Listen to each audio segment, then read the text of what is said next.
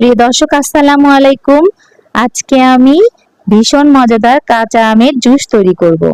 গরমের সময় ঠান্ডা ঠান্ডা জুসটা খেলে প্রাণ জুড়িয়ে যাবে। এই জুসটা বানাবো কাঁচা আমের টক ঝাল মিষ্টি জুস।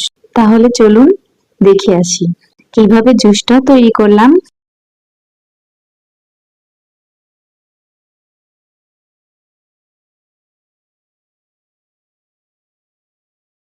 এখানে একটা কাঁচা আম নিয়েছি।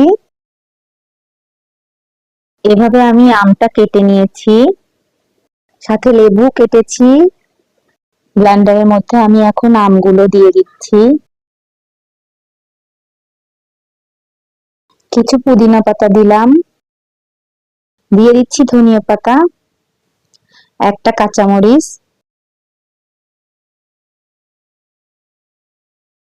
দিয়ে দিচ্ছি লেবুর রস, দিয়ে দিচ্ছি স্বাদমতো লবণ, বিট লবণ দিয়ে দিচ্ছি, দিয়ে দিলাম চিনি। যেহেতু এটা টক ঝাল মিষ্টি জুস, চিনির পরিমাণ আমি কমই দিব। আপনারা যে যেরকম খেতে পারেন মিষ্টি। এখন আমি ফ্রিজের ঠান্ডা পানি একটু দিলাম। ভিডিওটা একটু স্কিপ হয়ে গেছে, এখানে আমি বরফ কুচি দিয়েছি। আমি এখন ব্লেন্ড করে নিয়েছি। দেখুন জুসটা কত সুন্দর হয়েছে, ঠান্ডা ঠান্ডা জুস, খেতে অনেক টেস্টি। এভাবে একবার হলেও জুসটা তৈরি করে খাবেন। লেবু আর ধনিয়া পাতা দিয়ে আমি একটু সাজিয়ে নিচ্ছি। তৈরি হয়ে গেল কাঁচা আমের টকঝাল মিষ্টি জুস। সবাই ভালো থাকবেন, সুস্থ থাকবেন।